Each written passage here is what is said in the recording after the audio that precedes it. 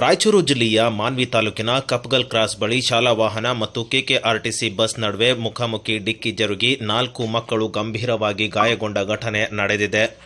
ಹೌದು, ಕಪ್ಗಲ್ ಕ್ರಾಸ್ನಿಂದ ಮಾನ್ವಿ ಕಡೆಗೆ ಖಾಸಗಿ ಬಸ್ನಲ್ಲಿ ಶಾಲಾ ಮಕ್ಕಳನ್ನು ಕರೆದುಕೊಂಡು ಹೋಗುತ್ತಿತ್ತು. ಈ ವೇಳೆ ಎದುರಿಗೆ ಬಂದಂತಹ ಕೆಕೆಆರ್ಟಿಸಿ ಬಸ್ 2 ಬಸ್ಗಳ ನಡುವೆ ಮುಖಾಮುಖಿ ಡಿಕ್ಕಿಯಾಗಿದೆ. ಈ ವೇಳೆ ಬಸ್ನಲ್ಲಿ ಇದ್ದಂತಹ 3 ಮಕ್ಕಳ ಕಾಲುಗಳು ಕಟ್ಟಾಗಿದ್ದು, ಉಳಿದ ಮಕ್ಕಳು ಸಣ್ಣ ಪುಟ್ಟ ಗಾಯಗಳಿಂದ ಪಾರಾಗಿದ್ದಾರೆ. ಇನ್ನು ಗಂಭೀರವಾಗಿ ಗಾಯಗೊಂಡ ಮಕ್ಕಳನ್ನು ರಾಯಚೂರು ರಿಮ್ಸ್ ಆಸ್ಪತ್ರೆಗೆ ಕರೆತಂದು ಚಿಕಿತ್ಸೆ ನೀಡಲಾಗುತ್ತಿದೆ. ಇನ್ನು ಸ್ಥಳದಲ್ಲಿ ಉದ್ವಿಗ್ನ ವಾತಾವರಣ ಉಂಟಾಗಿ ಸ್ಥಳೀಯರು ಪ್ರತಿಭಟನೆ ಮಾಡಿದ ಘಟನೆಯೂ ಕೂಡ ನಡೆದಿದೆ. ಸ್ಥಳಕ್ಕೆ ಆಗಮಿಸಿದ ಮಾನ್ವಿ ಪೊಲೀಸರು ರಸ್ತೆಯಲ್ಲಿದ್ದ ಬಸ್ಗಳನ್ನು ತೆರವು ಮಾಡಿ ತನಿಖೆಯನ್ನು ಆರಂಭಿಸಿದ್ದಾರೆ.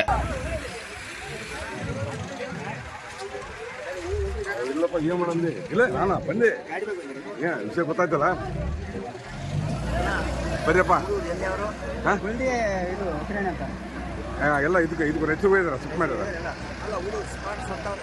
ಸತ್ಯ ಯಾರು ಸತ್ತಿಲ್ಲ. ಕಾಲ್ ಕಟ್ಟಾಗವ ಇಲ್ಲ ಔಟ್ ಆಗಿಲ್ಲ.